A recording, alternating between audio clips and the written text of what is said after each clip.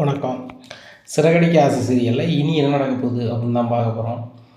இங்கே சுருதியோட அம்மா வீட்டில் ரொம்பவே கோபமாக வாசுதேவன்ட்ட சொல்கிறாங்க, ஏங்க அந்த முத்துக்கு ரொம்பவே திமிராயிருச்சுங்க, அவனை சும்மாவே விடக்கூடாது அப்படிங்கிறாங்க. என்னாச்சு, என்ன நடந்துச்சு, அதை முதல்ல சொல்லு அப்படிங்கிறாங்க. ஏங்க நீங்கள் சொன்ன மாதிரியே சொன்னாங்க, உங்களுக்கு எவ்வளோ பணம் வேணுமோ வாங்கிக்கோங்க, இதில் காலி செக் இருக்குது எழுதிக்கோங்கும் போது அந்த முத்து ரொம்ப ஓவராக 50 கோடி தாங்க அப்படி இப்படின்னு சொல்லிட்டு ரொம்ப ஓவராக பண்ணிட்டான் அப்படிங்கிறாங்க. 50 கோடியா?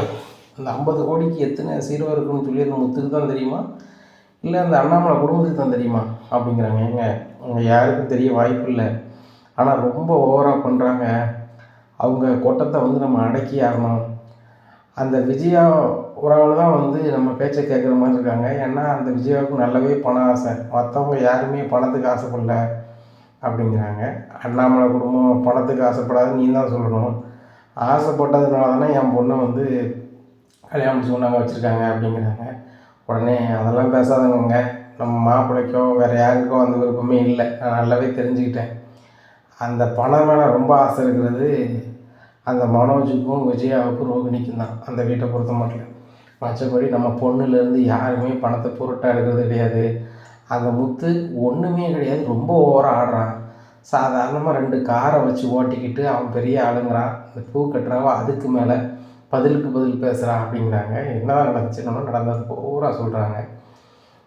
இதான் சொன்னேன் சுதா, அந்த வீட்டில் போய் நீ சமமாக பேசாத வைக்காத, சுருதி நம்ம வீட்டுக்கு வந்தால் பேசிக்கலாம்னு சொன்னேன். நீ தான் சொன்ன எப்படியாவது பேசி சுருதி நம்ம வீட்டுக்கு கொண்டு வந்துடுவாங்க, அதுக்காக நான் அங்கே போக தான் செய்யணும், வரணும் தான் செய்யணுன்னேன். இப்போ பாரு எப்படி பண்ணி அனுப்பியிருக்காங்க பாரு அப்படின்னு சொல்லிட்டு, நான் இதுக்கு என்ன பண்ணுறேன். அந்த முத்து ரொம்ப ஓவராக தான் பண்ணிகிட்ருக்கான். அவனுக்கு இருக்கிற 2 காரு, ஏன்னா அந்த 2 காரை வச்சு தான் ஆடிட்டுருக்கான். சொல்லுவாங்கள்ல பெரியவங்க, அடுப்பில் கொதிக்கிறத நிப்பாட்டோம்னா விறகை தூரம் எடுத்தால் போதும்பாங்க, அது மாதிரி விறகை நான் துருட்டத்துடுறேன் அப்படிங்கிறேன். எனக்கு ஒன்றும் புரியல அப்படிங்கிறாங்க. அவன் 2 காரு இருக்க போய் தானே ஆடுதான், அந்த காரை எடுத்துட்டோம்னா அப்படிங்கிறாங்க. ஏங்க அது எடுத்தால் தெரியாதா அப்படிங்கிறாங்க. தெரியாத மாதிரி எடுக்கணும் அப்படிங்கிறாங்க. அது எப்படிங்க முடியும் அப்படிங்கிறாங்க.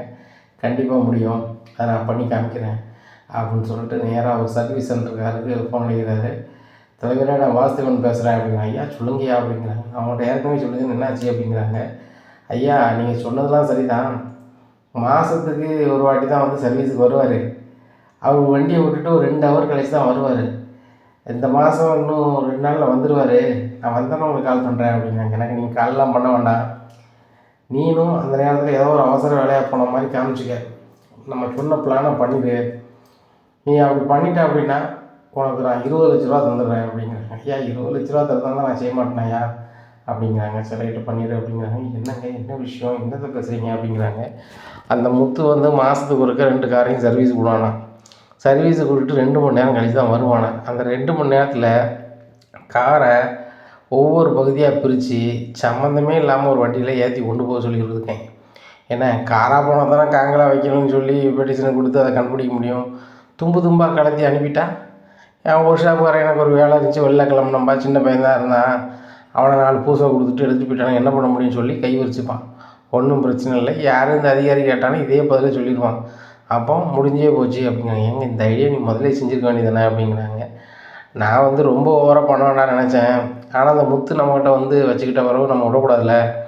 இந்த வாசுதேவன் யார், இந்த வாசுதேவன் குடும்பத்துக்கு என்ன பவர் அண்ணே, அவன் வாசுதேவன் பணத்தை வச்சு என்ன செய்வான் அப்படின்னு அவனுக்கு தெரியணும் அப்படிங்கிறாங்க. அதுக்கு சுதா சொல்கிறாங்க, அதாங்க சரி, இப்படி பண்ணாதாங்க அந்த முத்து அடங்குவான். அந்த மீனம் என்னமோ அவன் புருஷன் பெரிய கோடிக்கணக்கில் சம்பாத்தியம் பண்ணுற மாதிரி தான், என் வீட்டுக்காருக்கு நீங்கள் மரியாதை கொடுங்க, நான் எப்படி பேசுவீங்க அப்படி இப்படிங்க. அவன் 2 காரு மட்டும் போகட்டும், அதுக்கப்புறம் இருக்குது அந்த பூக்காரிக்கு அப்படிங்கிறாங்க. சரி பார்த்துக்கலாம் அப்படியே, இன்னும் 2 நாள் தான் அப்படிங்கிறாங்க. எங்கே 2 நாள் கழிச்சு அவன் சர்வீஸ் கொண்டு போகட்டேன் அப்படிங்கிறாங்க. கொண்டு போகட்டேன் எப்படி, இன்னும் கூட 2 நாள் கழிச்சு கொண்டு போவான், எப்படியும் நடக்கத்தானே செய்யும் அப்படிங்கிறாங்க. இப்படி இருக்கும்போது அந்த சர்வீஸ் சென்டருக்காரருக்கு கால் பண்ணுறாரு முத்து. ஆனாச்சு 2 நாள் கழிச்சு எங்களுக்கு ஒரு பெரிய கல்யாண ஆர்டர் இருக்குது, அதுக்கு 2 காருமே போகுது, கார் ரொம்ப நீட்டாக இருக்கணும், அதனால் சர்வீஸ் பண்ணணும் அப்படிங்கிறாங்க. சரி தம்பி கொண்டு விடுங்க அப்படிங்கிறாங்க. அந்த கார் 2 கொண்டு கொடுத்தாங்க. கார்த்தி நம்ம 2 மணி நேரம் கழிச்சு வருவோம் அப்படின்னு சொல்லிட்டு 2 கிளம்பி போயிடுறாங்க. அப்போ மறுபடியும் வாசுதேவன் கால் பண்ணுறாரு அந்த சர்வீஸ் சென்டருக்காரு. அண்ணா அப்படிங்கிறாங்க. யார் அப்படிங்க சார் சாரி சார், நான் மற்றவங்களுக்கு ஒரு மாதிரி கூப்பிட்டேன். ஒன்றும் இல்லை சார், அந்த கார் இன்றைக்கி வந்துருச்சு அப்படிங்கிற. என்ன கழிச்சு தான் வருதுன்னு சொன்னீங்க அப்படிங்கிற. ஆமாம் சார், ஏதோ ஒரு ஆஃபர் இருக்காங்க கல்யாண வீடு, இவங்க தான் பொறுப்பேற்றிருக்காங்களா, அதனால் வந்து காரை வந்து ரொம்ப அழகாக ரெடி பண்ணணும்னு சொன்னாங்க, விட்டு போயிருக்காங்க அப்படிங்கிறாங்க. நீ ஒரு ஃபோன் மட்டும் பண்ணிவிட்டு, எனக்கு ஒரு சின்ன அவசர வேலையாயிருச்சு, என்ன 2 மணி நேரத்தில் நான் எப்பவுமே கார் தருவேன், கூட 1 மணி நேரம் ஆகும், நான் இப்போ கிளம்புறேன் தம்பி, என் தம்பி என் சின்ன பையன் தான் விட்டு போகிறேன், அதனால் அவன் தெளிவாக பண்ணிட மாட்டான், அதனால் நான் வந்து பண்ணி தந்துடுறேன்னு மட்டும் ஒரு ஃபோன் பண்ணி சொல்லிடுங்க அப்படிங்கிறாங்க. சரிண்ணே, நம்ம பண்ண பிளான் அப்போ கரெக்டாக இருக்கும் அப்படின்னு சொல்லிட்டு முத்துக்கு ஃபோன் பண்ணி, தம்பி நீங்கள் 2 மணி நேரத்தில் எப்போ வண்டி எடுப்பீங்க, இப்போ அதுக்கு வாய்ப்பு இல்லை, எனக்கு அவசர வேலை, நான் வீட்டு வரைக்கும் போகிறேன், சின்ன பையன் தான் இருக்கேன், அவனும் இதை செஞ்சுக்க மாட்டான், நான் ஒரு கூட 1 மணி நேரம் டைம் கொடுங்க, நான் வீட்டுக்கு போயிட்டு என்னென்னு பார்த்துட்டு உடனே வந்து ரெடி பண்ணிடுறேன் அப்படிங்க. சரிண்ணே, வீட்டுக்கு அதையும் பாருங்கள் அப்படிங்கிறாங்க. உடனே 3 மணி நேரம் ஆகுமா கார்த்தி, நம்ம பேர் ஒரு சினிமாவுக்கு போய்ட்டு வரணும்னு சொல்லிட்டு சினிமாவுக்கு போயிடுறாங்க முத்துவும் அந்த கார்த்தியும். இங்கே ஒர்க் ஷாப்புக்காரங்களும் வாசுதேவன் ரெடி பண்ண மாதிரி ஆட்களை வச்சு காரை பார்ட்டாக பிரித்து ஒரு 3 வண்டியில் ஏற்றி கொண்டு போயிருந்தாங்க. அப்போ ஒரு 3 மணி நேரம் கழித்து கார் எடுக்கிறதுக்கு முத்தும் அவங்களும் வராங்க. இங்கே ரொம்பவே அழுத மாதிரி நடிச்சிட்ருக்காரு ஒர்க் ஷாப்பார். என்னாச்சு காரங்க அப்படிங்கிறாங்க. தம்பி அதை தான் என்னாச்சுன்னு எனக்கு தெரியல, நான் வீட்டிலேருந்து வந்தேன், என் கடையில் வேலைக்கு வச்ச பையனை வந்து 4 வாங்கிட்டு காரை எடுத்துகிட்டு போயிட்டாங்களா, யாருன்னே தெரில அப்படிங்கிறாங்க. என்னென்ன சொல்கிறீங்க அப்படிங்கிறாங்க. ஆமாம் தம்பி, 3 பேர் வந்தாங்களா, வந்துட்டு எடுத்துகிட்டு போயிட்டாங்களா அப்படி இப்படிங்கிறாங்க. என்னென்ன சொல்கிறீங்க, ஆமாப்பா அண்ணா இதில் கேமரா இருக்கா அப்படிங்க, கேமரா எதுவும் இல்லைப்பா அப்படிங்கிறாங்க. உடனே என்னென்ன சொல்கிறீங்க தம்பி, எனக்கு என்னப்பா செய்ய முடியும், நான் அவசரத்துக்கு வெளியே போனால் இப்படி ஆயிடுச்சு அப்படின்னு அவர் நடிக்கார். ஏன்னா வாசுதேவன் 20 லட்ச ரூபா தரேன்ட்டு இருக்கிறார், நடிச்சு தான் ஆகணும், அந்த மாதிரி நடிக்கிறாரு. அப்போ முத்து வந்து ரொம்ப சங்கடத்தில் அழுதுகிட்டு இருக்காரு. அப்போ கார்த்தியும் அழுகிறாரு, என்ன முத்து இப்படி ஆயிடுச்சு அப்படிங்கிறாங்க. எங்கள் கார்த்தி சொல்கிறார், நான் என்ன ஏதுன்னு பார்க்குறேன், தெரிஞ்சவங்களாம் ஃபோன் அடிக்கிறேன் அப்படிங்கிறாங்க. தயவுசெய்து நீ எதுவும் பண்ணாத, வேறு ஏதாவது பண்ண முடியுமான்னு பார்ப்போம், ஏன்னா எங்கள் வீட்டில் ஏகப்பட்ட பிரச்சனை, என் தம்பி ரவிக்கு வந்து தனியாக ரெஸ்டாரண்ட் வச்சு கொடுக்க போகிறேன்னு சொல்லிட்டு அவங்க பெரிய பிரச்சனை பண்ணிகிட்ருக்காங்க, அது ஒரு பிரச்சனை ஓடிட்டுருக்கு. மனோஜ் இப்போ தான் ஆஸ்பத்திரிலேருந்து வந்திருக்கான், வீட்டுக்கு ஏகப்பட்ட உரி வருது, குலதெய்வம் கோயிலுக்கு போகணுன்னா அதுக்கு அவனுக்கு தொழில் பிஸ்னஸ் மேன் என்னால் போக முடியாது வைக்க முடியாதுன்னுட்டு இருக்கான். அப்போ இதை வச்சு வேறு ஏதாவது கதைகள் ஓடிட்டுருக்கும், அதனால் நான் பார்க்குறேன், கார்த்தி தயவுசெய்து எதையும் சொல்லாத, இந்த பைக்கில் போ, என் பைக்கில் போ, நான் உனக்கு இன்றைக்கி சம்பளம் தந்துடுறேன், ஆனால் தயவுசெய்து யார்கிட்டும் சொல்ல வேண்டாம் அப்படிங்கிறாங்க. எப்படி நண்பா காரை கண்டுபிடிப்பேன் அப்படிங்கிறாங்க. சரி நான் பார்க்குறேன் அப்படின்னு சொல்லிட்டு ஒரு இடத்துல ரொம்பவே உட்காந்து அழுதுட்டுருக்காரு முத்து.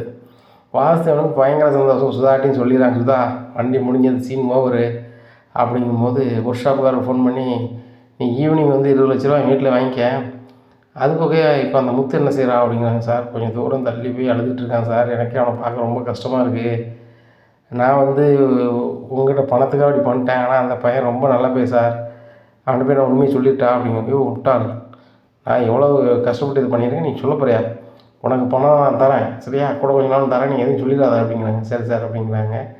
இங்கே முத்துக்கு என்ன செய்யனே தெரியல. அப்போது முத்தாலேருந்து கிளம்பி போயிடுறாரு. வாசுதேவன் வந்து பார்க்குறாரு, அந்த இடத்துல இல்லை. ஒரு வேளை ஸ்டேஷனுக்கு போயிருக்கானோ அப்படின்னு சொல்லிட்டு நினைக்காரு. முத்து ஸ்டேஷனுக்கு போவா வேண்டாமா, ஏன்னா மனோஜுக்கு காணாமல் போன பணத்தையே ஒன்றும் கண்டுபிடிச்சி தரல, இதை இவங்க எப்படி கண்டுபிடிச்சி தர போகிறாங்க, நம்ம செல்ஃபோனு காணலான்னு சொன்னோம், அதுவாக தான் வந்திருக்கு, அவங்க கண்டுபிடிச்சி தரல, அப்போ நம்ம இதையும் சொன்னால் என்ன நடக்க போகுது அப்படின்னு சொல்லிட்டு ஒரு இடத்துல ஸ்டேஷனுக்கு போகிற மாதிரி போயிட்டு வெளியே போய் நிற்காங்க. இதை தெரியாத வாசுதேவன், என்ன முத்து காரு காணாமல் போயிடுச்சுன்னு சொல்லி கம்ப்ளைண்ட் பண்ணியாச்சா, இது வந்து எனக்கு தெரிஞ்ச அதிகாரி சொன்னார், 2 காரும் காங்கலையாமல், அதுவும் ஒர்க் ஷாப்பில் விட்டுட்டு போனேன், 2 மணி நேரத்தில் வந்து எடுத்துக்கிடுவேன், அப்பவும் இப்போ 3 மணி நேரம் ஆகும்னு சொல்லி ஒரு ஷாப்புக்காரர் சொன்னாராம், திடீர்னு வண்டியை காங்கலையா, உள்ள அதிகாரிகள் போல தான் எனக்கு பழக்கம் தானே சொன்னாங்க அப்படிங்கிறாங்க. இதை கேட்ட முத்து ரொம்ப ஷாக்காரு, நம்ம யார்கிட்டையுமே சொல்லலையே, கம்ப்ளைண்ட் பண்ணுவோமா வேண்டாமான்னு நினச்சிக்கிட்டு இருக்கோம், அப்போ இவனுக்கு எப்படி தெரியும் அப்படின்னு சொல்லி மனசுக்கு நினைக்கிறாரு. அப்போ வந்து இவன் தான் ஏதோ பண்ணியிருக்கான் அப்படின்னு சொல்லிட்டு இவருக்கு சரியான இதாகிடுது, சந்தேகமாகிடுது. அப்போ நம்ம இதை வந்து ஆதாரத்தோடு பண்ணணும், ஏன்னா ரவியோட மாமனார், நம்ம ஏதாவது பண்ண போகிறோம்னா அந்த பலக்குரல் எதுவும் நினைக்கும், கண்டிப்பாக வந்து இது ஆதாரத்தோடு தான் பண்ணணும் அப்படின்னு சொல்லிட்டு மீனாவை கால் பண்ணுறாங்க. மீனா நீ எங்கே இருக்க அப்படிங்கிறாங்க. நான் வந்து பூயாரம் பார்த்துட்ருக்கேன் அப்படிங்கிறாங்க. நீ வேலை பார்த்துட்ருக்க, என்னால் இனிமேல் வேலை பார்க்க முடியாதுன்னு நினைக்கிறேன் அப்படிங்க. என்னங்க ஆச்சு, உடம்புக்கு எதுவும் செய்தா அப்படிங்கிறாங்க. உடம்புலாம் நல்லா தான் இருக்குது மீனா, மனசு தான் சரியில்லை, நான் யாருக்கு என்ன பாவம் செஞ்சதுன்னு தெரில, அவங்க வந்து என் காரை வந்து இல்லாமல் ஆக்கிட்டாங்க அப்படிங்கிறாங்க. எனக்கு ஒன்றும் புரியலை, நீங்கள் எந்த இடத்துல இருக்கீங்க, ஏது இருக்கீங்க சொல்லுங்கள், நான் வரேன் அப்படிங்கிறாங்க. இந்த இடத்துல இருக்கேன், நீ வா அப்படிங்கிறாங்க. ஸ்டேஷன் பக்கத்தில் என்னங்க செய்றீங்க, ஸ்டேஷனில் அந்த போலீஸ்கார்ட்ட எதுவும் பிரச்சனையா அப்படிங்கிறாங்க. ஒரு பிரச்சனை இல்லை மீனா அப்படிங்கிறாங்க. அப்போ எதுக்கு அங்கே போய் நிற்கிங்க அப்படிங்கிறாங்க. மீனா நீ வா நான் சொல்கிறேன் அப்படிங்கிறாங்க. மீனா வராங்க, வந்தோடனே சொல்லுதாங்க நடந்ததை. மீனாவுக்கு தலை வெடிக்குது மாதிரி ஆகிடுது. ஆஹா 2 காரும் போச்சா என்ன செய்ய போகிறோன்னு தெரியலேன்னு சொல்லிட்டு, ஏங்க அந்த காரு தானேங்க உங்களுக்கு உயிர், அதை வச்சு தானேங்க நம்ம சாப்பிட்டுட்ருக்கோம், நம்ம வாழ்க்கை என்னங்க ஆகும் அப்படின்னு சொல்லிட்டு மீனா கதறுதாங்க. மீனா கதறாத, இது யார் பண்ணான்னு எனக்கு ஓரளவுக்கு தெரியுது, ஆனால் உறுதிப்படுத்த மட்டும் தான் முடியல அப்படிங்கிறாங்க. என்னங்க சொல்கிறீங்க அப்படிங்கிறாங்க. ஆமாம் மீனா, நான் வந்து பலபொருளோட அம்மா நம்ம வீட்டுக்கு வரும்போது நான் கொஞ்சம் கடுப்பு கலப்பு மாதிரி பேசினோம்ல, அதுக்காக என்னை வச்சு செஞ்சுட்டாங்க. என்னோடய 2 காரையும் காணாமல் ஆக்கிட்டாங்க. இப்போ நான் ஸ்டேஷனில் போய் கம்ப்ளைண்ட்டே கொடுக்கல. கொடுக்கவா வேண்டாமான்னு பல குழப்பத்தில் நான் நிற்கும்போது, எல்லாம் தெரிஞ்ச மாதிரி ஸ்ருதியோட அப்பா வந்து என்கிட்ட பேசுகிறாரு. இந்த மாதிரி உன் கார் வந்து 2 காரும் போச்சா, ஒரு ஷாப்பில் விட்ட போச்சா மச்சான், ஸ்டேஷனில் அதிகாரி சொன்னாங்கன்னு சொல்கிறாங்க. எந்த அதிகாரின்னு சொல்லலை, இன்னும் ஸ்டேஷனுக்கு உள்ளே போகல.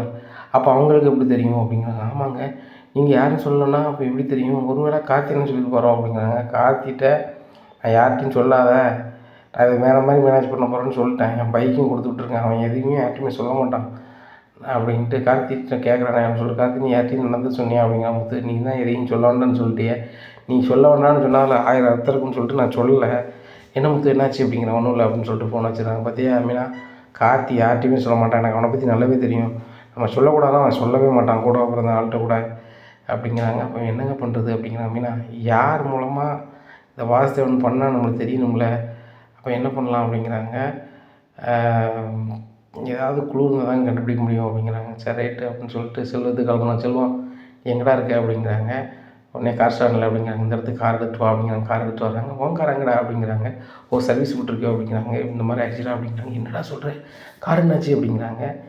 இது வந்து ரவியோட மாமனார் பார்த்த வேலை பார்த்துன்னு தெரியுது, யார் மூலமாக எதுக்காக இப்படி பண்ணுறாங்கன்னு நம்மளுக்கு தெரியணும், அதனால் உன் காரில் இருந்தால் அதை நம்ம கண்டுபிடிக்கணும் அப்படிங்க. அதை எப்படி கண்டுபிடிக்க முடியும் அப்படிங்கிறாங்க. அழகாக கண்டுபிடிக்கலாம் அப்படின்னு சொல்லி வாசுதேவன் வீட்டு முன்னாடி காரை போட்டிருக்காங்க. அந்த காருக்குள்ளே செல்வம், முத்து, மீனா எல்லோரும் இருக்கிறாங்க. காருக்குள்ளே இருக்கிறது வெளியிருந்து பார்க்குறவங்களுக்கு தெரியாது.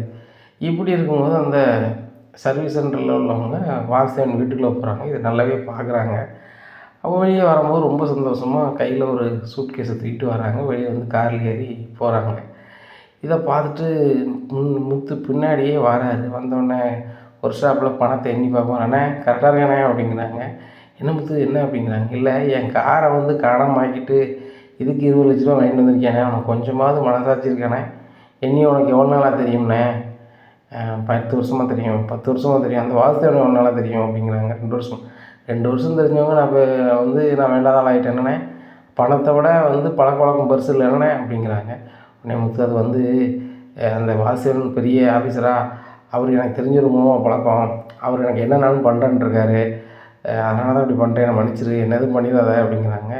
நீலாம் மனுஷனாயா, தொழிலுக்கு மேலே விசுவாசமாக இரு, முதல்ல அந்த பணத்தை கொண்டு வாசுதேவன்கிட்ட கொடு அப்படிங்கிறாங்க. முத்து எனக்கு நிறைய தேவை இருக்குது அப்படிங்கிறாங்க. ஏன்னா உங்களுக்கு நிறைய தேவை இருக்குது, அப்போ எங்களுக்கெல்லாம் தேவை வேண்டாமா, சரி ரைட்டு, அந்த வாசுதேவன் பணத்துக்கு நீங்கள் என்னவும் பண்ணுங்கள், ஆனால் நீங்கள் வந்து என்ன செய்யுங்க, முத்து கார் உங்கள்கிட்ட தான் இருக்குது, கார் ஒழுங்காக வரணும், இல்லைன்னா அவ்வளோதான் மட்டும் சொல்லிடுங்க அப்படிங்கிறாங்க. முத்து நான் சொல்ல முடியாது அப்படிங்கிறாங்க. அண்ணே என் பொறுமைக்கு ஒரு அளவு உண்டு, இதுக்கு மேலே நீங்கள் ஓவராக பண்ணிங்கன்னா அப்புறம் எனக்கு கடுப்பாயிரும் அப்படிங்கிறாங்க. இல்லை முத்து நான் முடிஞ்சது பாரு, அவர் பெரிய ஆள் அப்படி அப்படிங்கிறாங்க. என்னையா பெரிய ஆள், சொன்னதை சொல்லிவிட்டு நீ பெருசாக பேசியிருக்கேன் அப்படின்னு முத்து பலாரம் நோடுதான். தம்பி தம்பி நான் இந்த அளவுக்குலாம் ஒருத்து கிடையாது, நான் வரேன் அப்படின்னு சொல்லிட்டு, சார் எல்லா விஷயமும் இந்த முத்து தம்பி தெரிஞ்சிச்சு, ஒழுங்கு வழியாக ஒரு வண்டி விடுங்க அப்படிங்கிறாங்க. நீ யாருன்னு எனக்கு தெரியாது அப்படிங்கிறாங்க. உடனே முத்து சொல்கிறாரு, நீ இதெல்லாம் சொல்லணும்னு எனக்கு நல்லாவே தெரியும், நீ தான் ஏதோ உள்ள வேலை பார்க்கணுன்னு எனக்கு தெரியும், என்ன நான் ஸ்டேஷனில் கம்ப்ளைண்ட்டே கொடுக்குறதுக்கு முன்னக்கூட்டி நீ கம்ப்ளைண்ட் கொடுத்த மாதிரி உனக்கிட்ட ஒரு அதிகாரி சொன்ன மாதிரி சொல்லிட்டு போகிறேன். சம்பவம் நடந்தது எனக்கும் கார்த்திக்கும் இந்த ஒரு ஷாப்புக்காரனும் தெரியும், வேறு யாருக்கும் தெரியாது. அப்படி இருக்கும்போது உங்கள்கிட்ட எப்படி வந்துச்சுன்னு எனக்கு டவுட் வருமா வராதா, அது போக உன் வீட்டு முன்னாடி ஒரு காரை போட்டு காருக்குள்ள உட்காந்து நீ இந்த வீட்டுக்குள்ளே யார் வாரா போகிறேன்னு பார்க்க தான் எனக்கு ஜோலியாக இருந்துச்சு. கரெக்டாக சர்வீஸ் சென்டர் கார் வந்தார், நீனும் சிக்கிட்ட, ஒழுங்கு மரியாதையாக என் கார் வந்து அவனும் இல்லை அவ்வளோதான் அப்படிங்கிறாங்க. உங்களை யாருமே தெரியாது வைக்காதுங்காங்க.